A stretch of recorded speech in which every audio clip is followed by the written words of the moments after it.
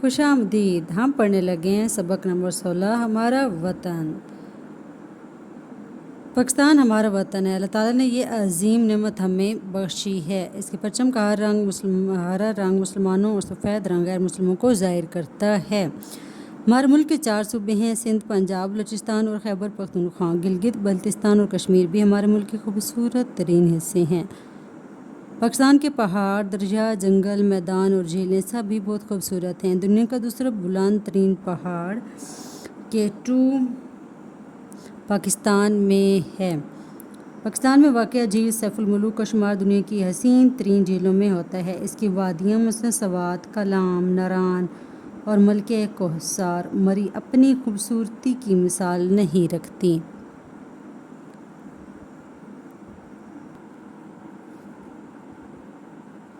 कराची, गवादर, जेवानी और बहुत से साइलों से समुंदर का नज़ारा हैरान कर देता है। अल्लाह ताला ने बलूचिस्तान के खुशक पहाड़ और इनमें छुपे कीमती पत्थरों और धातुओं के ख़जाने मुस्लिम पाकिस्तान को बख्शे हैं। पाकिस्तान के खेतों और फलों के बागात में उम्दा अनाज, सब्जियां और फल पैदा होते हैं। कपास, गन्ने, सरसों के दूर तक फैले खेत मुल्क की दौलत में इजाफा करते हैं। अल्लाह ताला ने पाकिस्तान को बहुत सी नेमतों से नवाजा है। हमारा काम यह है कि हम इल्म और हुनर को हासिल करके इन नेमतों को अच्छे तरीके से इस्तेमाल करें। हमें मिलजुल कर रहना चाहिए, अच्छी बातें फैलानी चाहिए और बुराइयों को रोकना चाहिए। मेहनत और मिलजुल कर रहने से दुनिया में सब हम पाकिस्तानियों की इज़्ज़त करेंगे। सब ये जान जाएंगे कि हम मेहनती और सच्चे लोग हैं। अल्लाह ताला हमारे मुल्क पाकिस्तान को कायम रखे और हमें अच्छा पाकिस्तानी बनने की तौफीक अता फरमाए। आमीन। अल्हम्दुलिल्लाह। पाकिस्तान में उगाए जाने वाले फल दुनिया में जायके और खुशबू के लिहाज से बेहतरीन माने जाते हैं। इनमें सर फहरिस्त आम और माल्टे की तमाम इकसाम हैं।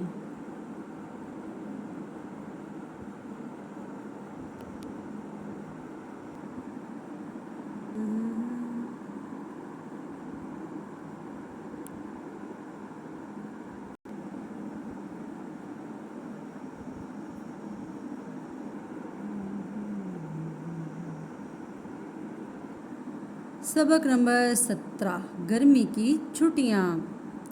अभी भी गर्मियों का मौसम है और बच्चे गर्मी की छुट्टियों पे हैं, इसलिए मैं उनकी किताब को इस्तेमाल में लाते हुए आप लोगों के लिए वीडियोस बना रही हूँ। ख़ास अल्फाज: शदीद मौसीकी, झरनों, बाढ़ें, मादरे मिल्लत, सोरंगे। गर्मी की छुट्टियाँ। इस बार क्या हुआ देखते हैं। इस बार हिफ्सा, साद और दानिश ने ये सोच रखा था कि गर्मी की छुट्टियां गुजारने को एटा जाएंगे। उन्होंने बड़ी मुश्किल से अपने अब्बू को राज़ी किया। उनके अब्बू की टांग का ऑपरेशन हुआ था। डॉक्टर ने उन्हें सफ़र की इजाज़त तो दे दी थी, मगर भारी चीज़ उठाने से मना किया था। इसलिए उन तीनों बच्चों ने यह फैसला किया कि अपने अलग अलग बस्ते बनाएंगे और उन्हें खुद ही उठाएंगे। हिफ्सा के बस्ते में बहुत सी किताबें भी थीं।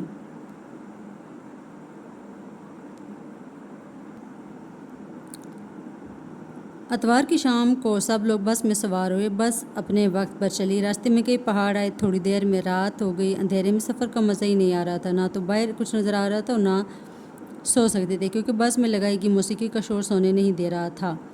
बस सुबह 7 बजे क्वेटा पहुंची। सड़क के किनारे लगे बोर्ड को पड़ा, सरियाब रोड।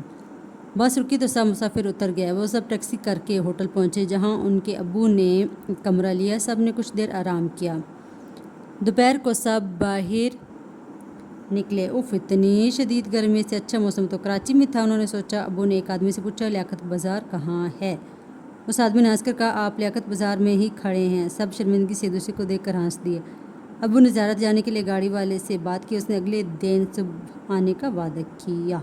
क्वेटा पाकिस्तान के रकबे के एतबार से सबसे बड़े सूबे बलूचिस्तान का दारुल हुकूमत और सबसे बड़ा शहर है।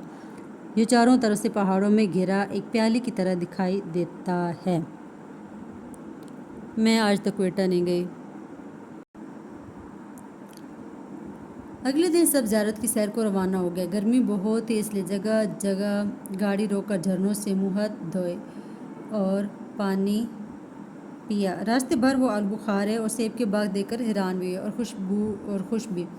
3 گھنٹے بعد زیارت پہنچے۔ زیارت بہت خوبصورت تھا، ہر جگہ سبزہ ہی سبزہ تھا، درخت بھی تھے اور گلاب کے پودوں کی باڑیں بھی تھیں۔ ٹھنڈی ہوا چل رہی تھی اور ہر طرف خوشبو پھیلی ہوئی تھی۔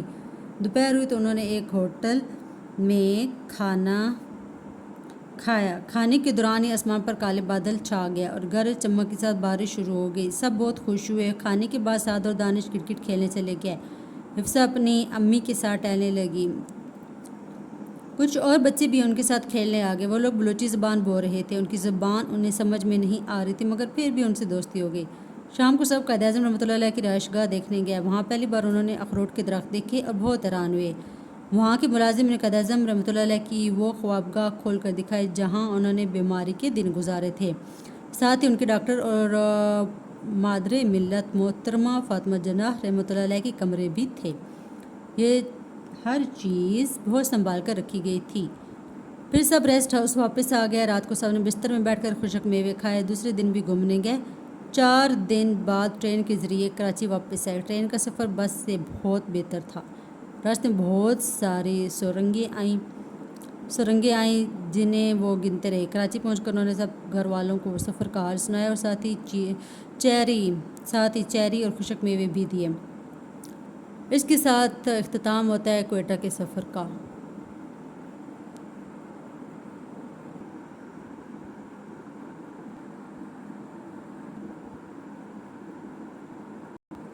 اپنی حفاظت کیجیے۔ مجھے تمہاری امی نے بھیجا ہے۔ انہوں نے کہا تھا کہ میں تمہیں خالہ کے گھر لے جاؤں۔ آپ سفر میں ہوں یا گھر پر، ہمیشہ تمام لوگوں کو اپنے آپ سے مناسب فاصلے پر رکھیے۔ اگر کسی کی کوئی حرکت یا اشارہ آپ کو سمجھ نہ آئے یا برا لگے تو اپنے بڑوں کو بتائیے۔ کوئی آپ سے زبردستی کوئی کام کروانا چاہے تو وہاں سے ہٹ جائیں۔ یہ ممکن نہ ہو تو شور مچا دیجیے۔ اللہ تعالیٰ سے اپنی حفاظت کی دعا کرتے رہیے۔ باہر کسی بڑے کے ساتھ جائیے اور ان کے ساتھ ساتھ رہیے۔ بہت زیادہ احتیاط کیجیے تاکہ کوئی آپ کو دھوکے دے کر نقصان نہ پہنچائے۔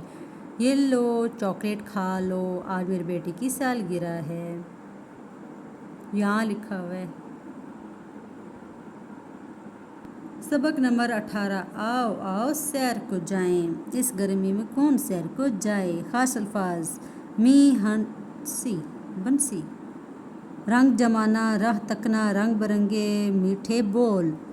آؤ آؤ سیر کو جائیں، باغ میں جا کر شور مچائیں، اچھلیں کودیں ناچے گائیں۔ آؤ آؤ سیر کو جائیں، کالے کالے بادل آئے لہرائے اور سر پر چھائے، میںہ برسے گا خوب نہائیں۔